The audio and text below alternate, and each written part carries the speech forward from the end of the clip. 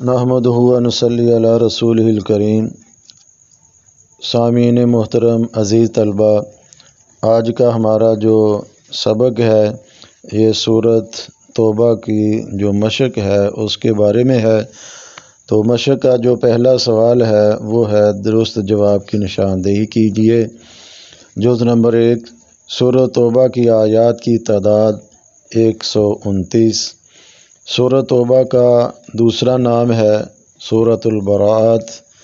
غزوہ تبوک میں مسلمانوں کا مقابلہ تھا عیسائیوں سے۔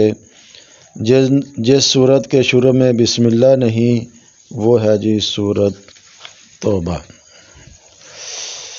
سورۃ توبہ نازل ہوئی فتح مکہ کے بعد۔ غزوہ تبوک میں مسلمانوں کا ہدف تھا رومیوں کا لشکر۔ مسجد کی تعمیر اور نگرانی کے لیے شرط ہے ایمان کامل۔ سورۃ توبہ میں تفصیلی ذکر ہے غزوہ تبوک کا۔ سورۃ توبہ میں ذکر ہے غار ثور کا۔ سورۃ توبہ میں سازشیں بے نقاب کی گئیں منافقین کی۔ تو دوسرا سوال ہے مختصر جوابات دیجیے۔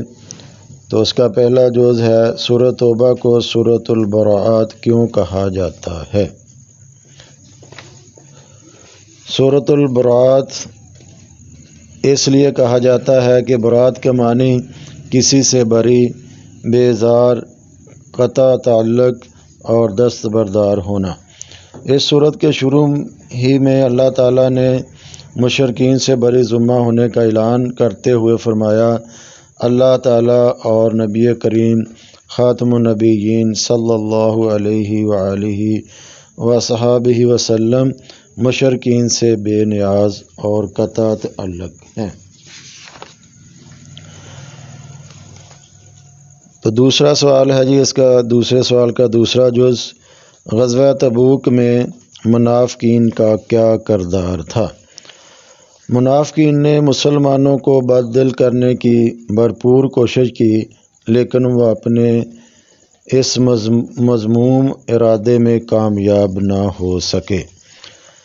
تیسرا جز، غزوہ تبوک کا سبب کیا تھا؟ غزوہ تبوک کا سبب تھا فتح مکہ اور غزوہ حنین کے بعد اسلام بڑی تیزی سے پورے جزیرہ عرب میں پھیلنا شروع ہو گیا۔ لوگ گروہ در گروہ اسلام میں داخل ہونے لگے۔ اسلام دشمن قوتوں نے واضح طور پہ اپنے آپ کو خطرے میں محسوس کیا۔ عرب کے سرحدی قبائل نے اسلام کا راستہ روکنے کا فیصلہ کیا اور اس کے لیے روم کے بادشاہ ہرقل سے مدد مانگی۔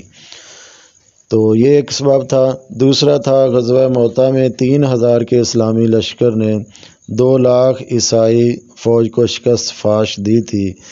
ہرقل کیسر روم نے اسلام کے اس ابھرتی ہوئی قوت کو ختم کرنے کا فیصلہ کیا اور ملک شام کے عیسائی خاندانوں کو اس مہم پر مقرر کیا۔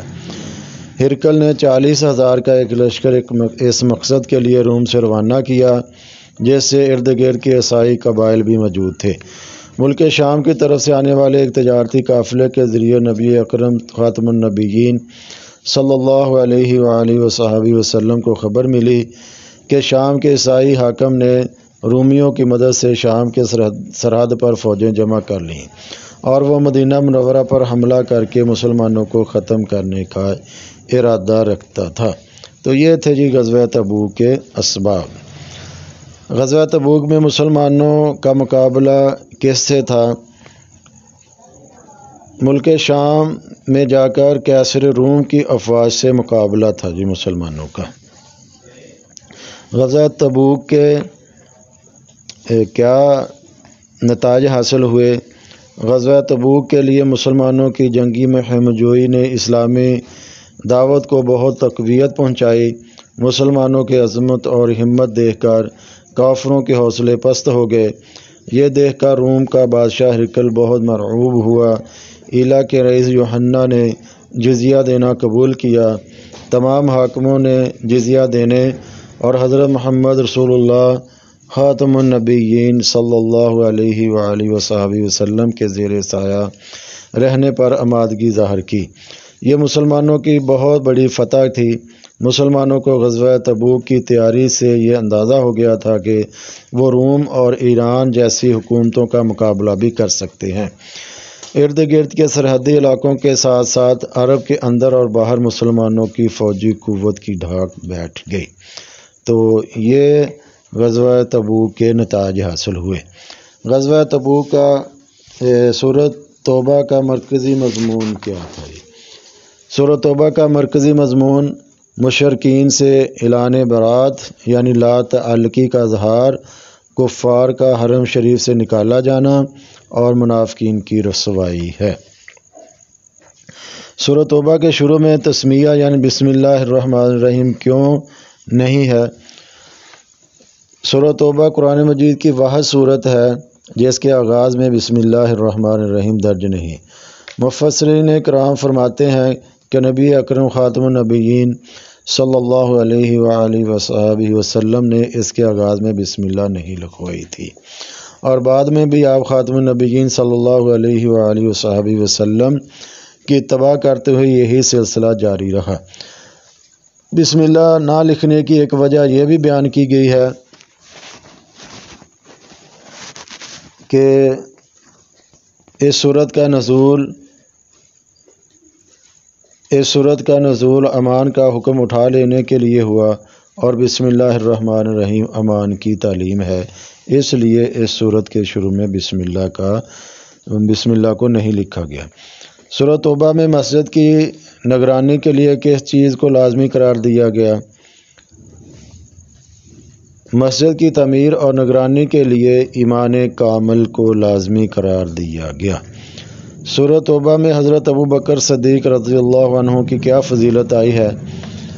حضرت ابوبکر صدیق رضی اللہ تعالیٰ عنہ کی دوران ہجرت غار ثور میں نبی اکرم خاتم النبیین صلی اللہ علیہ وسلم کی رفاقت کا تذکرہ ہے۔ سورۃ توبہ میں کس طرز کے منافقانہ طرز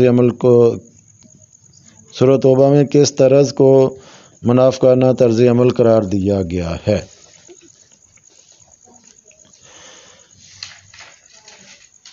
اللہ تعالیٰ کے نزدیک یہ منافقانہ طرز عمل ہے کہ بندہ مال کے حصول اور رزق کی فراوانی کے لیے تو دعائیں کرے، لیکن جب اللہ تعالیٰ اسے مال اور خوشحالی عطا کرے تو وہ اللہ تعالیٰ کی راہ میں مال خرچ کرنے کی ذمہ داری فراموش کر دے۔ سورۃ توبہ آیت نمبر 75 اور 76۔ تو مشق کا تیسرا سوال ہے جی، تفصیلی جوابات دیجیے۔ اس کا جو پہلا سوال ہے وہ ہے جی سورۃ توبہ کا تعارف اور خصوصیات، دوسرا سوال ہے جی غزوہ تبوک پر تفصیلی مضمون، اور تیسرا سوال ہے سورۃ توبہ کے بنیادی مضامین اور اہم نکات۔ تو ان تینوں سوالوں کے جواب جو ہے ہم نے جو سورۃ توبہ کی جو پہلی ویڈیو بنائی تھی اس کا لنک جو ہے ڈسکرپشن میں دے دیا گیا ہے، تو وہاں سے آپ اس سے فائدہ حاصل کر سکتے ہیں، اور اس کے علاوہ آپ کی سلیبس کی جو کتاب ہے وہاں پہ بھی یہ سارا جو ہے اس کے سوالات کے جوابات موجود ہیں۔ تو چوتھا سوال ہے جی الفاظ کے معنی۔ تو یستبدل، وہ بدل کر لے آئے گا، راضیہ راضی ہوا، سیرحمہم ان پر ضرور رحم فرمائے گا، عزیز علیہ ان پر بہت گراں گزرتا ہے، لا تحزن غم نہ کرو، ابداً ہمیشہ، السابقون سبقت کرنے والے، حریصن خواہش مند رہتے ہیں۔ سوال نمبر 5 ہے جی درجہ ذیل قرآنی آیات کا بامحاورہ ترجمہ کریں۔ تو اس سوال کا جو جواب ہے اس سے جو پہلی ویڈیو ہے جس کا لنک جو ہے ڈسکرپشن میں دے دیا گیا ہے، تو اس میں بھی ان آیات کا بامحاورہ ترجمہ اور اس کے علاوہ اپنا جو آپ کی سلیبس کی کتاب ہے وہاں سے آپ اس سے استفادہ حاصل کر سکتے ہیں۔ یہ وہی آیات ہیں جو منتخب آیات ہیں، آیت نمبر 31، آیت نمبر 60 اور آیت نمبر 72، آیت نمبر 119 اور آیت نمبر 129۔ تو یہ تھے عزیز طلبہ آج کا ہمارا جو سبق تھا سورۃ توبہ کی مشقی جو سوالات تھے ان کے بارے میں، تو اپنا خیال رکھیے، ملتے ہیں آئندہ ویڈیو میں۔ جزاکم اللہ خیر، اللہ حافظ۔